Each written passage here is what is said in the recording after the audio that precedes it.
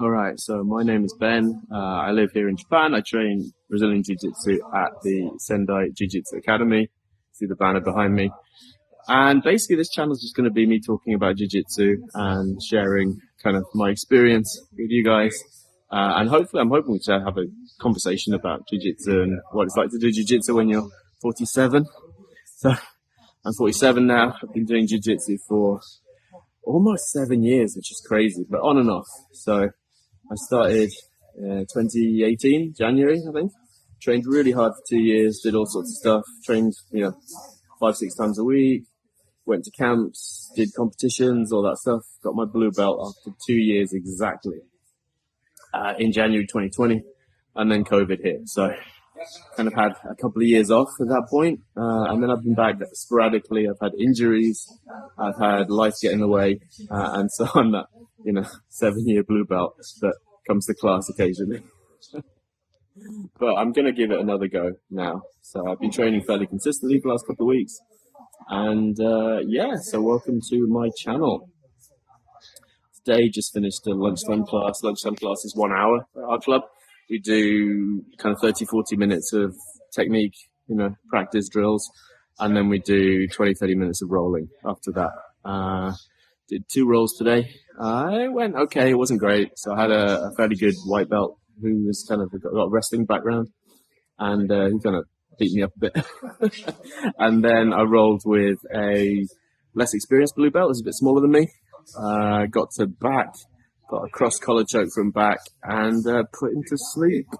The guy started snoring, so I let go. He woke up immediately. It was fine, but interesting experience that you get sometimes with jiu-jitsu. Now, with a joint lock, I won't finish it, even if the guy doesn't tap, because I don't want to hurt people.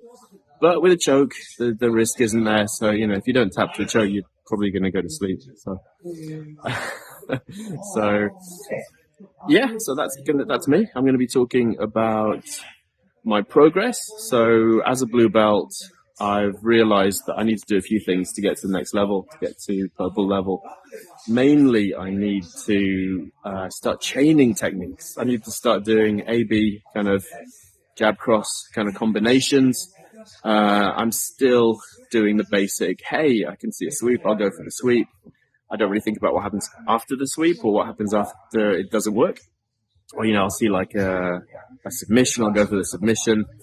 And basically, I need to progress beyond that. So I need to get to the point where, I go for a submission, and then because they defend it, I go for something else based on that predicted defense. Or, I go for the sweep, and then I'm like, okay, so after the sweep, I'll do this. So I need to be thinking 2 or 3 moves ahead, and that's what I'm going to be working on from now on. I'm also going to be making a plan, kind of putting together my kind of knowledge and skills. And the plan is kind of based on Chasen Hill.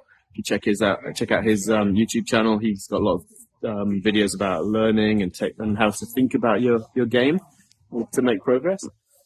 So I'm going to map out my game, see where the gaps are, see where the weaknesses are, try and fill those in bit by bit, and then work on that chaining thing as well. So 2 objectives going forward.